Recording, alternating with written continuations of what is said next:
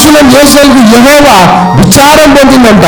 ప్రియమైన దేవుని సంగమా, దేవుడు మనుషులు చేసినందుకు ఆనందించాలి అని విసిగి చెందడం ఏంటి అంటే, మనిషిలో పాపపు స్వభావము, సాతాను స్వభావము ఎప్పుడైతే వేస్తుందో దేవుని నుండి డిస్కనెక్ట్ అవుతారు మనుషులు. అది జాగ్రత్తగా చూసుకోవాలి. మనం దేవునికి మన మనిషి ఎందుకు చేసిందో అంటే, దేవుని మహిమను నువ్వు అనుభవించాలి, భూమిగా దేవునితో సహవాసం కలిగి జీవించాలి, దేవునితో మరి నువ్వు ఒక ఉన్నతమైనటువంటి స్థితిలో నువ్వు ఉండాలి ప్రతిరోజు కూడా. కానీ ఈ స్వభావముతో ఎప్పుడైతే మనము జీవిస్తామో దేవుడు విసుగు పొందుతాడు. మానవులను రాంగ్ డైరెక్షన్ లో వెళ్ళడానికే సాతాను భూమి మీద ఉన్నాడు, రైట్, ఓకే.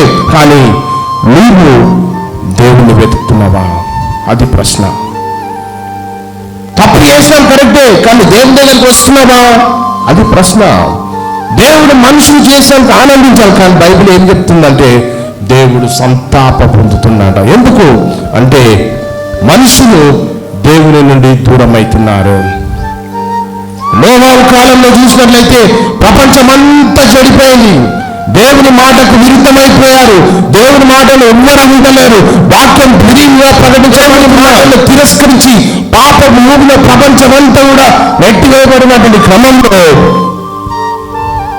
దేవుడు ఏమనుకున్నాడో మనం చేసుకోవాలి. కానీ ఒక వ్యక్తి అంట దేవుణ్ణి వెతుకుతుందంట. ఒక వ్యక్తి 6వ అధ్యాయం 9వ వచనం. నోవాహు వంశావళి ఇదే. నోవాహు నీతిపరుడు. నోవాహు ఎవరంట? నీతిపరుడు. నీతిపరుడు అంట. మనలో ఎవరు నీతిపరుడు? నోవాహు వంశావళి ఇదే. నోవాహు నీతిపరుడు, తన తరములో నిందారహితుడై ఉండెను. ఎవరు? నోవాహు గారంట నీతిపరుడు. ఆయననే నీతిపరుడు కాదు, ఆయన తరములలో నిందారహితుడై ఉండెను. ప్రపంచమంతా పాపపు ఊపిలో కొట్టుమిట్టాడుతుంది. ప్రపంచమంతా కూడా దేవునికి విరుద్ధంగా పనిచేస్తుంది.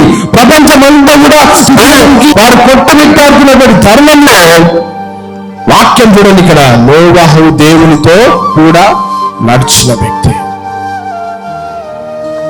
నోవాహు గారు ఏంటంట?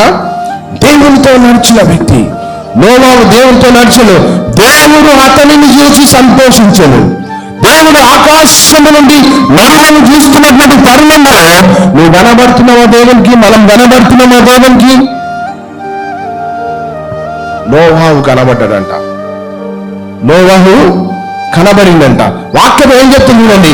ఆయన వంశావళిలో నోవాహు నీతిపరుడు, తన తరము